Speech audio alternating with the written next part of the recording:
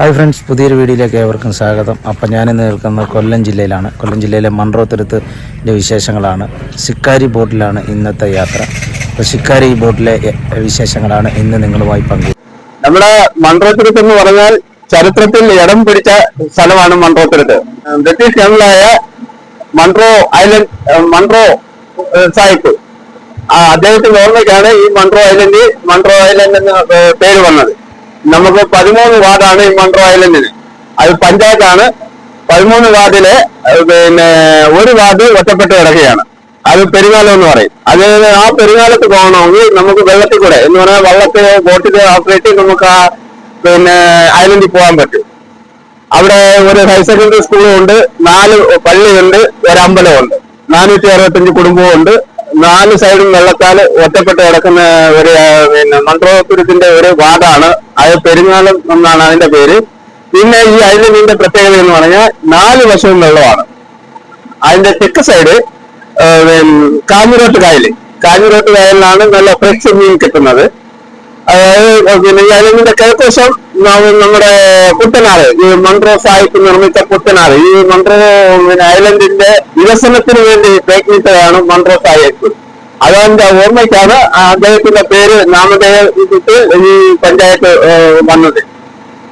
കിഴക്കുവശം പുത്തനാറ്, വടക്കുവശം കല്ലടയാറിന്റെ ദൈർഘ്യം 126 കിലോമീറ്റർ ആണ്. തെന്മലയിൽ നിന്നാണ് അതിന്റെ ഉത്ഭവം. മൺട്രോ ഐലൻഡിലാണ് അവസാനിക്കുന്നത്. മൺട്രോ ഐലൻഡിൽ വന്ന് പതിക്കുന്നത് മൺട്രോ ഐലൻഡിന്റെ പടിഞ്ഞാറ് വശം അഷ്ടമുടി കായലിലാണ് കല്ലടയാറ് വന്ന് പതിക്കുന്നത്. ഈ പടിഞ്ഞാറ് വശം അഷ്ടമുടി കായല് ഇതെല്ലാം കൂടിച്ചേരുന്നതാണ് നമ്മുടെ ഈ ഐലൻഡ്. ത്രിവേണി സംഗമം എന്ന് പറയാം. പിന്നെ മൺട്രോ തുരുത്തിന്റെ തെക്കേ സൈഡിലാണ് നമുക്ക് 1988 ജൂലൈ 8 ട്രെയിൻ മറിഞ്ഞ് ഐലൻഡ് എക്സ്പ്രസ് 12:05 വന്ന ഐലൻഡ് എക്സ്പ്രസ് 115 പേരെ മരണത്തിനിടയാക്കിയ ഏറെ ദുഃഖകരമായ അതും മൺട്രോ ഐലൻഡിലാണ്. ആ പാലവും എല്ലാം നമുക്ക് ഈ ഐലൻഡിൽ വന്നാൽ ഒറ്റപ്പെട്ട തുരുത്തുകളാണ് ഈ ഐലൻഡിന്റെ പ്രത്യേകത. ആൾ താമസമില്ലാത്ത തുരുത്തുകളുണ്ട്, ആൾ താമസമുള്ള തുരുത്തുകളുണ്ട്. ഒരാഴ്ച കറങ്ങിയാലും ബോട്ടിലും കരയിലൂടെയും കറങ്ങിയാലും തീരാത്ത സ്ഥലങ്ങളാണ്. കനാൽ ബോട്ടിംഗ് ഉണ്ട്, ടിക്കാരയുണ്ട്, ഹൗസ് ബോട്ട് ഉണ്ട്, പെഡൽ ബോട്ട് ഉണ്ട്, നമുക്ക് കയാക്കിംഗ്, കൊട്ടവണ്ടി, ഇതെല്ലാം നമുക്ക് നമ്മുടെ നാട്ടിൽ വരുന്ന ഗസ്റ്റുകൾക്ക് കണ്ടാസ്വദിക്കാനും ഇത് കൈകാര്യം ചെയ്തും ആസ്വദിക്കാനും പറ്റിയ നല്ലൊരു സ്പോട്ടാണ് മൺട്രോ ഐലൻഡ്. വളരെ മനോഹരമായ ഒരു യാത്ര. കണ്ടൽ വനങ്ങള് സത്യം പറഞ്ഞു കഴിഞ്ഞാൽ എനിക്ക് തോന്നുന്നു എന്റെ ഒരു ഫസ്റ്റ് ടൈം എക്സ്പീരിയൻസ് ആണ് തോന്നുന്നത്. കണ്ടൽ വനങ്ങൾ കാണണം എന്നുള്ളൊരു ആഗ്രഹമായിരുന്നു എനിക്ക്. വളരെ രസമായിട്ട് തോന്നുന്നു. പിന്നെ ക്ലൈമറ്റുകൾ തന്നെ വളരെ മനോഹരമായതുകൊണ്ട് പൊതുവെ ഒരു നല്ലൊരു യാത്ര. തീർച്ചയായിട്ടും സത്യം പറഞ്ഞു കഴിഞ്ഞാൽ നമ്മളിങ്ങനെ വെള്ളമെന്ന് വിചാരിച്ചതല്ലല്ലോ. പോയിരുന്നെങ്കിൽ വലിയൊരു നഷ്ടമായിട്ട് തോന്നുന്നു.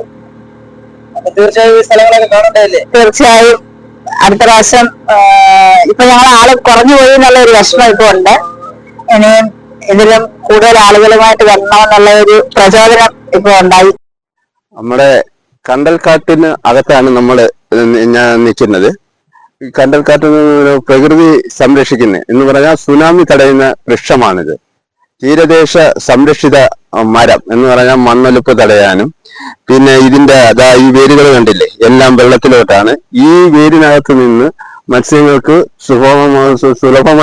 സുഗമമായും പേടിക്കാതെയും നിന്ന് മുട്ടയിട്ട് അതിന്റെ കുഞ്ഞുങ്ങളെ വിരിക്കാനുള്ള ഒരു സൗകര്യം. കാരണം ഇതിലിറങ്ങി നമുക്ക് മത്സ്യത്തെ പിടിക്കാൻ പറ്റത്തില്ല. അതുകൊണ്ട് ഈ കണ്ടലിനകത്ത് മത്സ്യങ്ങൾക്ക് മുട്ടയിട്ട് വളരാനുള്ള ഒരു സൗകര്യം മെയിനായിട്ടുണ്ട്. പിന്നെ നാച്ചുറൽ ആണ്.